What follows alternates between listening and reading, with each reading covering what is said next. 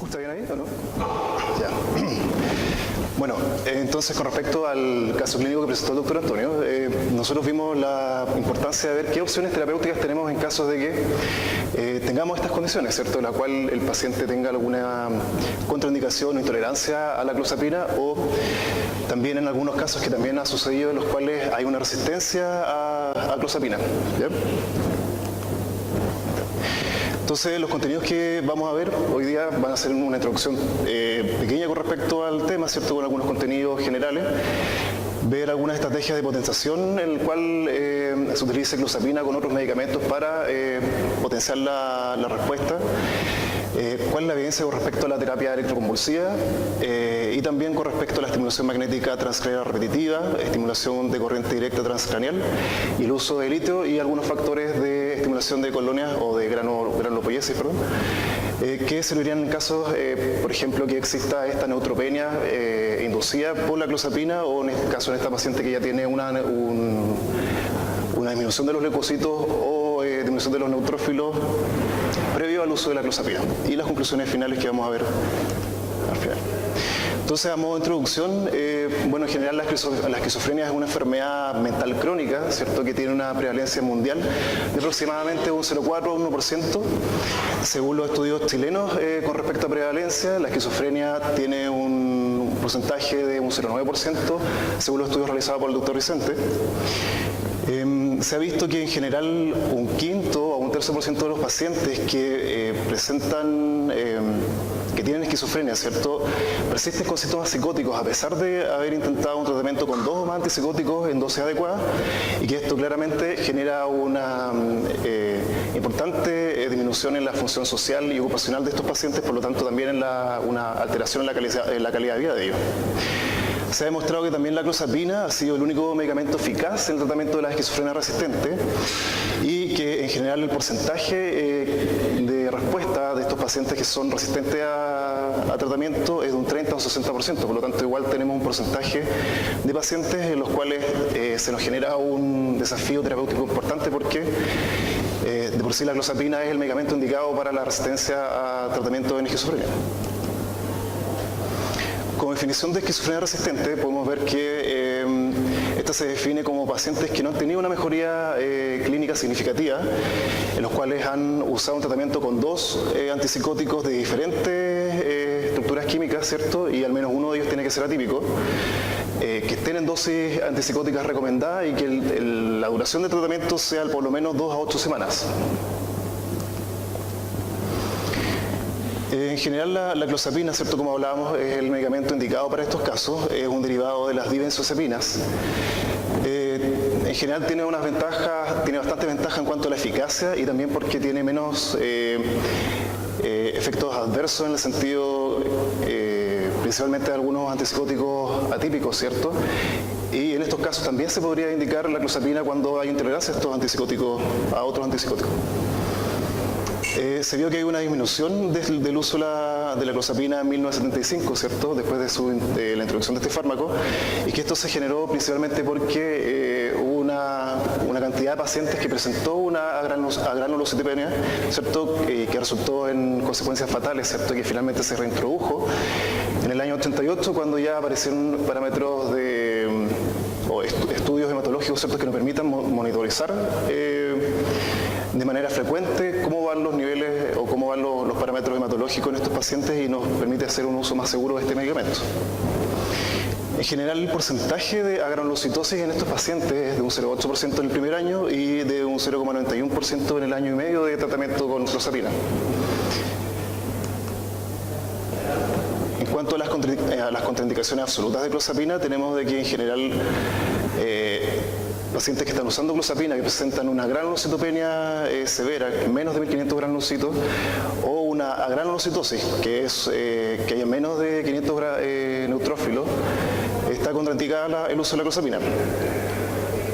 También vemos que una contraindicación es cuando estos pacientes cursan con una leucopenia, ¿cierto?, menor de 3500 leucocitos, ¿cierto?, o también cuando hay granulocitopenias de otras etiologías, y también cuando hay pacientes que son diabéticos y que están descompensados.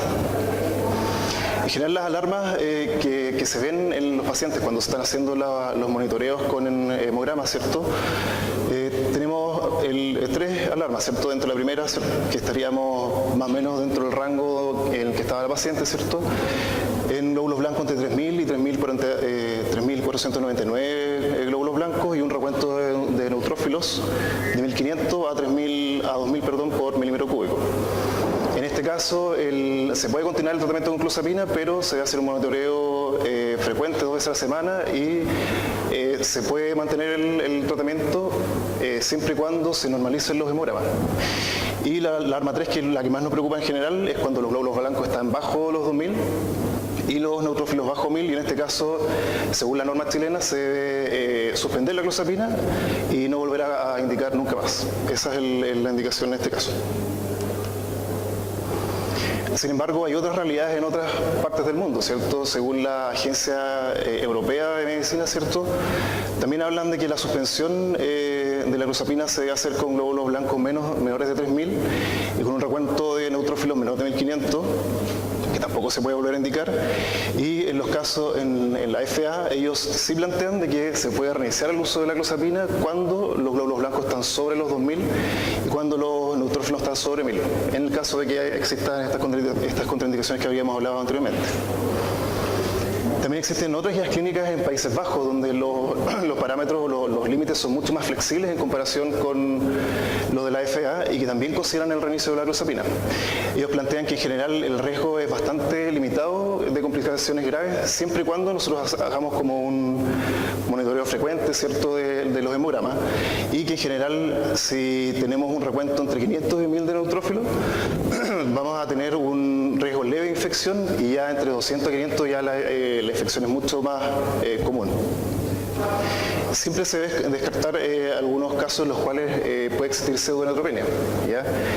En estos casos, por ejemplo, tenemos fallas en el laboratorio, ¿cierto? Pacientes que, por ejemplo, presentan una infección viral que puede disminuir los neutrófilos importantemente. También tenemos algunos casos de cuando en algunos casos de pacientes que son afroamericanos o, por ejemplo, descendientes de judíos, también está registrado de que hay menores niveles de neutrófilos en estos pacientes, y también está la variación diurna, en las cuales hay una variación en la mañana y en la tarde, siendo menor en la mañana y aumentan durante la tarde, entonces eso es importante descartarlo. Por otro lado, igual es importante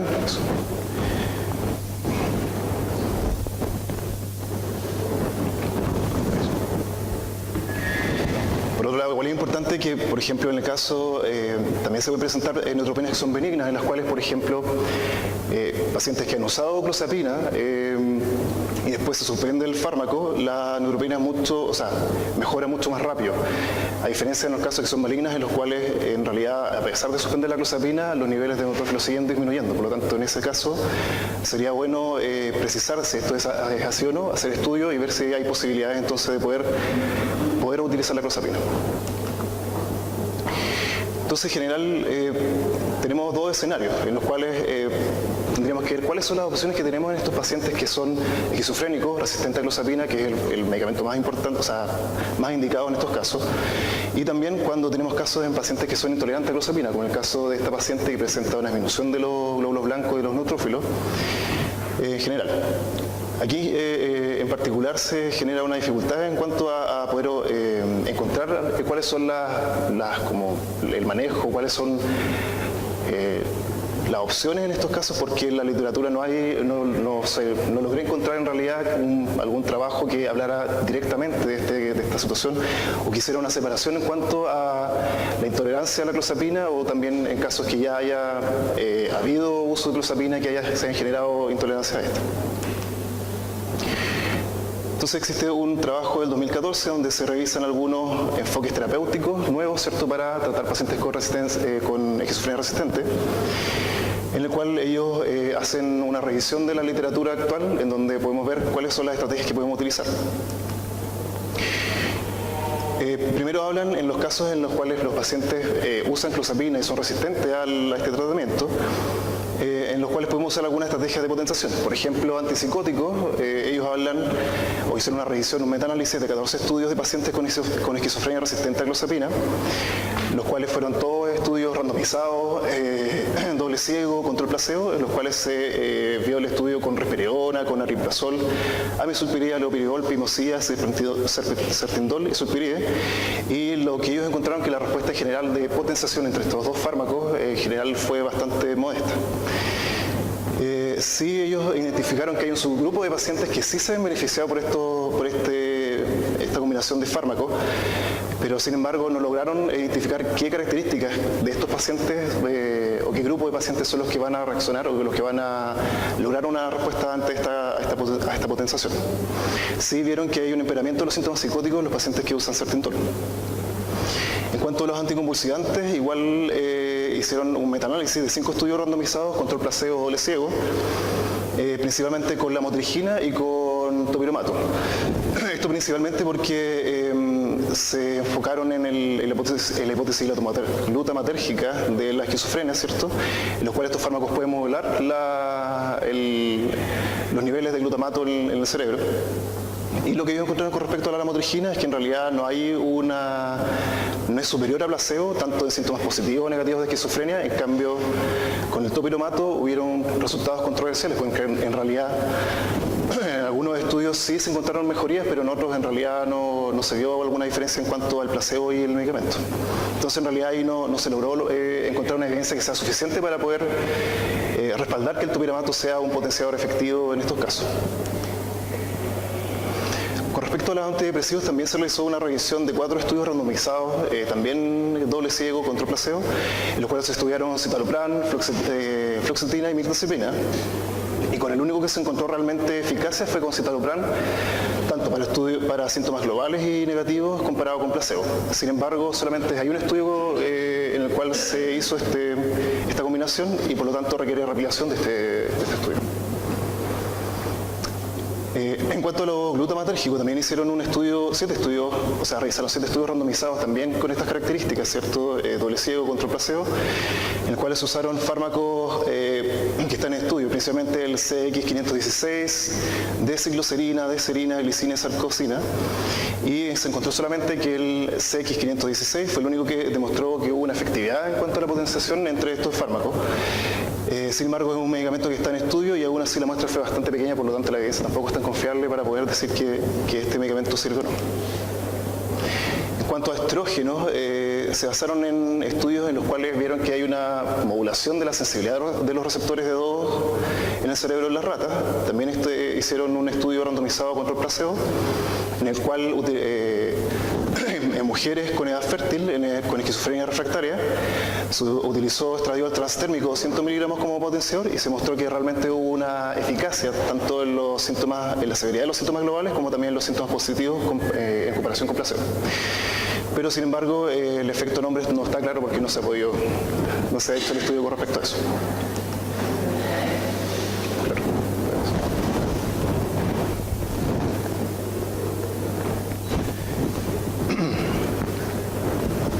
Uno de los tratamientos que más se ha propuesto como un potenciador en los casos de esquizofrenia resistente es la terapia electroconvulsiva, ¿cierto?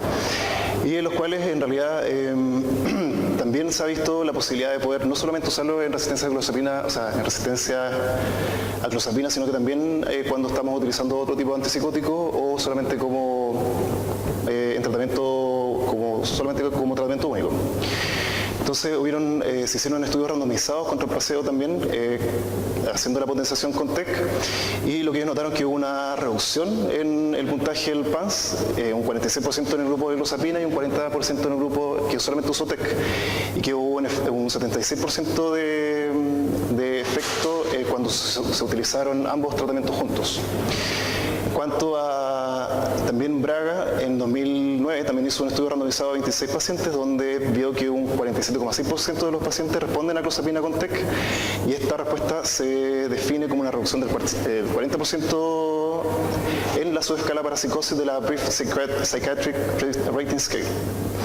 Pero aún así los tamaños de la muestra fueron pequeñas, hay falta de validación y en general no hay estudios que realmente validen que este tratamiento sea eficaz. cuanto a la estimulación magnética transcranial repetitiva, también es un tratamiento bastante nuevo en general. Este se basa en que se utiliza un pulso de corriente eléctrica en el cual induce un campo magnético fluctuante. Esto produce potenciación o depresión en algunas zonas neuronales, ¿cierto? Y se ha visto que los efectos en general adversos han sido moderados, que de bajo costo según lo que aparece en el extranjero, pero en realidad acá en Chile lo que se ha registrado es que el costo es bastante alto. La evidencia que ha demostrado, según un metaanálisis de 10 estudios randomizados, también que se hizo control con simulación del tratamiento doble ciego, que en pacientes con esquizofrenia con resistencia a tratamiento que tienen alucinaciones auditivas verbales, hay una reducción moderada de estas alucinaciones. Y en otro estudio, también randomizado con las mismas características, en general también incluye pacientes en este caso se incluye pacientes con esquizofrenia resistente a clozapina, y mostró que el efecto positivo es principalmente en la psicopatología general, pero no hay una diferencia significativa en la severidad de estas alucinaciones auditivas verbales. Y lo que ellos muestran es que en general falta mayor evidencia de este tratamiento a largo plazo, porque en realidad todos estos estudios son con tratamiento a corto plazo. También se estudió la estimulación de corriente directa transcranial. Este también es una técnica de neuromodulación no invasiva. Inicialmente en el 77 se le llamaba terapia de polarización cerebral, y lo que se utiliza es una corriente directa de baja amplitud de 1 a 3 mA, en los cuales se hace una hiperpolarización prolongada en el área de la corteza cerebral, y se diría que en general es más barata que las otras técnicas. Los estudios han mostrado también que hay una eficacia en reducir la severidad de las alucinaciones auditivas verbales, síntomas negativos, en 30 pacientes resistentes al tratamiento. Vieron una ventaja significativa con respecto a la simulación, y hubo una reducción en la Auditory Hallucination Rate Scale de un 31% para los pacientes que utilizaron el tratamiento, en comparación con un 8% de los que solamente tuvieron simulación. A los 5 días y a los 3 meses hubo una diferencia de un 38 versus un 5% respectivamente. También se vio un efecto significativo en el puntaje total de la PANSS, con una reducción del 12% en la subescala de síntomas negativos. No se detectaron efectos adversos significativos, y en general lo que falta acá es que haya replicación de los estudios. En cuanto al litio, en general el litio y los factores de crecimiento han sido los principales medicamentos que se han estudiado para los casos de neutropenia en pacientes que están usando clozapina. No hay estudios en realidad en los cuales hablen del uso de estos medicamentos en casos de neutropenia previo al uso de la clozapina. Y en general el efecto que tiene el litio es que aumenta la granulopoiesis. Esto se hace a través de teniendo niveles entre 0,4 a 1,1 miligramos por litro. En general la respuesta que se genera con el litio es una upregulation de los factores de estimulación de granulopoiesis, y que no se genera una redistribución de la reserva de la médula ósea de los neutrófilos, y que también se ha utilizado en otros medicamentos como la carbamazepina y la acidobudina. También se ve que los parámetros hematológicos mejoran como gradualmente en la primera semana, que eso es bastante rápido en general, y que la mejora con el litio es mucho más rápido en comparación cuando los pacientes tienen una neutropenia inducida por clozapina y se deja una recuperación espontánea. Según los estudios, no hay una correlación entre el aumento de los glóbulos blancos, la dosis y la concentración del litio, ¿cierto? Tampoco hay una relación con la edad, ni el género o el sexo. Y se ha registrado que hay un aumento aproximado de unos 2.000 glóbulos blancos, o de un porcentaje entre un 30 a un 45% de los niveles, o sea, de los parámetros previos al tratamiento. Sí, una de las principales preocupaciones es que este efecto estimulatorio de los neutrófilos con el litio puede enmascarar en cierta forma la mielosupresión de la clozapina. Entonces siempre hay que tener cuidado de tener en cuenta este escenario, ¿cierto? Y estar frecuentemente controlando los hemogramas para ver que no sucede. Existen algunos reportes de casos en los cuales se ha hecho una revisión retrospectiva de 25 pacientes en los cuales se dio el uso de clozapina más litio, y en general en estos 25 pacientes solamente uno de estos pacientes fue el que presentó un segundo episodio de neutropenia. También hay estudios con registros médicos de 44 pacientes tratados con clozapina y litio durante 3 años. De estos, un 84% de estos estos pacientes el tratamiento fue efectivo combinando el clozapina con litio, y un 64% de los pacientes registró un evento adverso. 8 de ellos fueron eventos neurotóxicos transitorios. En general, todos los efectos secundarios que presentaron estos pacientes también se presentaban solamente cuando utilizaban clozapina, no solamente clozapina, sin el litio. Bueno, aquí en general hay un reporte de casos en los cuales, por ejemplo, podemos ver algunos casos. Por ejemplo, un hombre afroamericano de 32 años, los cuales tenía un recuento inicial de 2.200 neutrófilos, se utilizaron 900 miligramos de litio y aumentaron los neutrófilos a 3.300 a 3.800. En el caso también de una mujer de 32 años, también con neutrófilos menores a 2.000, se utilizaron 1.200 miligramos de litio y los neutrófilos aumentaron a 2.970 miligramos por miligramo cúbico. También se dio un caso de una mujer caucásica de 32 años, también con neutrófilos entre 1.300. Se utilizaron 600 miligramos de litio y se logró un recuento mayor a 3.000 neutrófilos con esas dosis. Los otros medicamentos que se han estudiado para este caso son los factores estimuladores de la granulopatía. En general, estos medicamentos lo que hacen es aumentar el tiempo de recuperación cuando hay una disminución de los neutrófilos, y también estimulan la proliferación y la diferenciación de precursores amiloides de la médula ósea. En general, lo que se ha registrado que la recuperación con estos medicamentos es que el tiempo se aminora en un 50%, y que en general lo que hace es contrarrestar el aumento de la apoptosis de los precursores amiloides, que sería el mecanismo que podría estar generando la clozapina en estos casos. La dosis que se utiliza con estos medicamentos son de 4 a 10 microgramos por kilogramo día, ¿cierto? Se usa por un tiempo acotado y se descontinúa cuando los neutrófilos aumentan a mayor de 500 y no hay signos de infección. Bueno, en cuanto a las conclusiones, en general hemos visto que un quinto a un tercio por ciento de los pacientes con esquizofrenia que son resistentes al tratamiento farmacológico. En general, la clozapina ha sido el único medicamento eficaz para el tratamiento de la clozapina. Sin embargo, la respuesta sola es un 30-60%, por lo tanto nos deja un rango de pacientes que no responden a la clozapina y que se nos hace difícil el tratamiento de ellos. Y que en general la limitación principal para la indicación de la clozapina es que haya presencia de leucopenia o de granulocitosis, ¿cierto? Lo cual claramente genera también un desafío en el tratamiento de estos pacientes. En general, con toda la evidencia, con toda la revisión bibliográfica que se realizó, hemos visto que en general sería muy importante que se revisaran y se actualizaran la norma técnica de clozapina chilena, ¿cierto? Porque esta norma es de 2010, o sea, del 2000, perdón. Y en realidad no se han visto cambios en los límites, ¿cierto?, de las alarmas, y no se han considerado también los datos actuales también que eran considerados como otras entidades, ¿cierto?, que han hecho guías clínicas con respecto a esto. En general no se han encontrado estudios que diferencien el concepto de intolerancia a clozapina y cuáles son las opciones de tratamiento en estos casos, y parece ser de suma importancia que se desarrollen guías clínicas que ayuden a tomar una conducta terapéutica adecuada en el caso de resistencia o intolerancia a la clozapina. Eso.